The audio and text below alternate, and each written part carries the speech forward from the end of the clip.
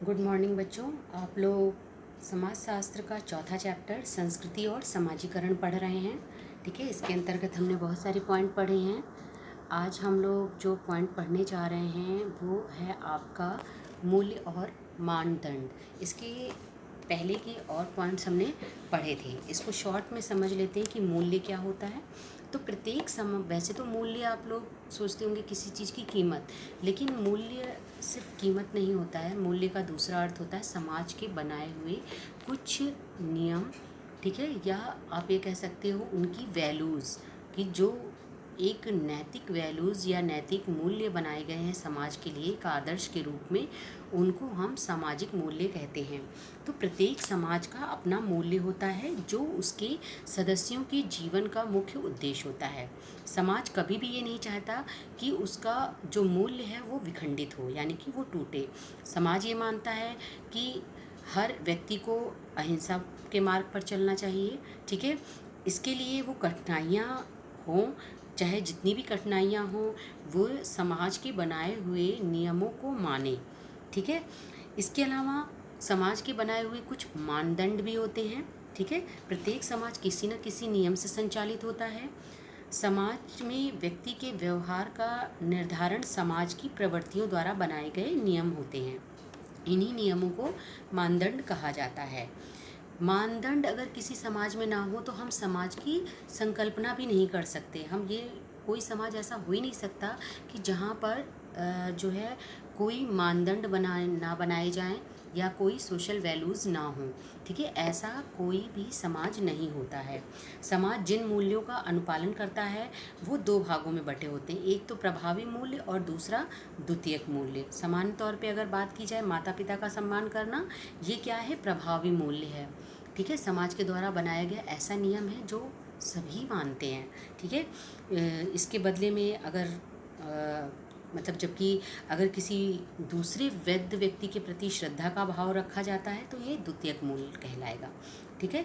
इस तरह मूल्य और मानदंड समाज की कोई स्थिर व्यवस्था नहीं है। समय समय पर ये परिस्थितियों के अनुसार बदलते रहते हैं, लेकिन समाज में इन दोनों का होना अति आवश्यक माना जाता है, ठीक है। अब इसके बाद अगला पॉइंट आपका आता है सांस्कृतिक परिवर्तन।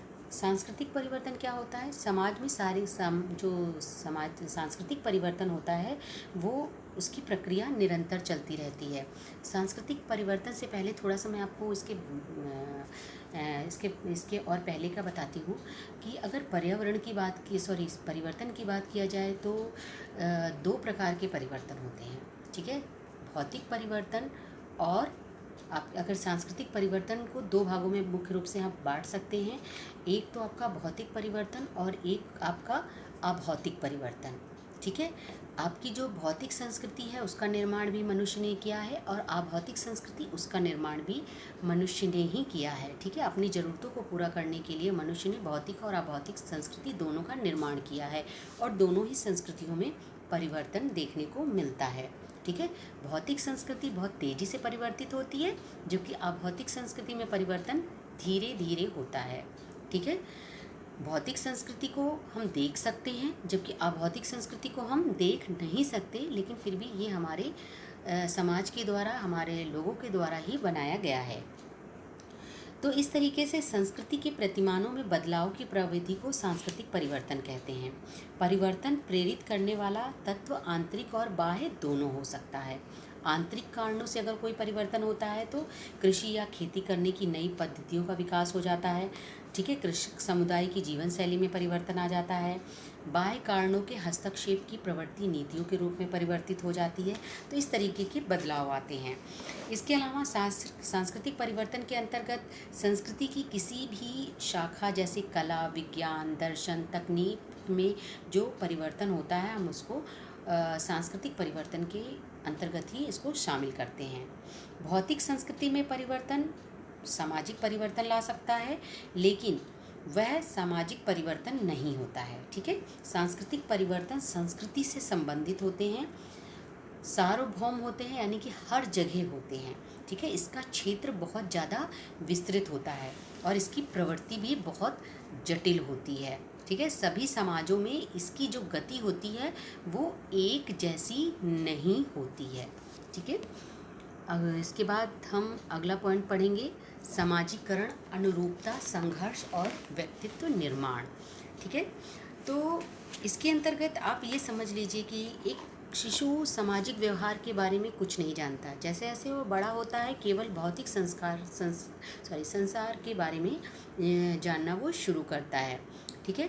तो यहाँ इस लाइन का मतलब क्या है कि केवल भौतिक संसार के बारे में ही नहीं, अच्छे अथवा बुरे बर्ताव, संबंधों तथा संपर्कों के बारे में जानने लगता है, ठीक है। किस तरीके से समाज में उसकी प्रशंसा होगी और किस तरीके का व्यवहार उसे करने पर सजा दी जा सकती है। तो समाजीकरण को समझने के लिए आप ऐसे समझ सकते हो कि जब मनुष्य का जन्म होता है, समाज में जन्म लेने के पश्चात वो धीरे धीरे अपने आसपास के वातावरण के संपर्क में आता है और उनसे प्रभावित होता है, ठीक है। प्रारंभ में मनुष्य मात्र एक प्रकार से जैविक प्राणी होता है, ठीक है। धीरे धीरे वो क्या होता है, जैविक प्राणी से सामाजिक प्राणी में परिवर्तित होने लगता है। वो समाज के लोगों के बारे में जानने लगता है। सबसे पहले वो अपने माता पिता के संपर्क में आता है, उन्हें पहचानता है, उनके साथ हंसना, बोलना, मुस्कुराना सीखता है। धीरे धीरे परिवार के अन्य सदस्यों के संपर्क में आता है, उनसे सामाजिक शिष्टाचार वाली बातें सीखता है और आगे चल कर के बड़े होने पर उनसे संपर्क और उसका जो संपर्क होता है वो और अधिक विस्तृत होता जाता है और इस तरीके से वो सामाजिक तरीके से अपने कार्यों का संचालन करना सीख लेता है तथा उसका व्यवहार समाज के नियमों के अनुसार होने लगता है। इसे ही आप क्या कहेंगे, समाजीकरण कहेंगे। अनुरूपता क्या होता है कि अनुरूपता के अंतर्गत ये अनुरूपता एक ऐसी प्रक्रिया होती है जो सामाजिक मानदंडों की ओर व्यक्ति को उन्मुख कराती है, यानी व्यक्ति को समाज के जो नियम कानून होते हैं उनको मानने के लिए प्रेरित करवाती है, ठीक है। सामाजिक अनुरूपता के कई कारण बनाए गए हैं। पहली बात तो समाजीकरण की वजह से व्यक्ति समाज के नियमों को मानने लगता है, ठीक है। इसके अलावा सामाजिक दंड के भय से वो समाज के नियमों को मानता है। मानदंडों का पदक्रम उसको सिखाया जाता है कि वो उसे समाज के बनाए हुए नियमों के अनुसार ही चलना है, इसलिए वो जो है समाज के नियमों को मानता है। सामाजिक नियंत्रण के साधन होते हैं जो कि समय समय पर व्यक्ति को समाज के अनुरूप व्यवहार करने के लिए प्रेरित करते हैं। लोगों की विचारधाराओं का प्रभाव भी व्यक्ति के ऊपर पड़ता है जिससे वो समाज के अनुरूप व्यवहार करता है और व्यक्ति का खुद का व्यक्तिगत हित जो होता है उसके कारण भी व्यक्ति समाज के नियमों को मानता है, ठीक है। अब इसके आगे की पॉइंट्स हम कल पढ़ेंगे, ठीक है, अगले वीडियो में। आज के लिए इतना ही। थैंक यू बच्चों, अच्छे से पढ़ाई करिएगा, घर पर रहिएगा, ठीक है। Stay safe. Thank you.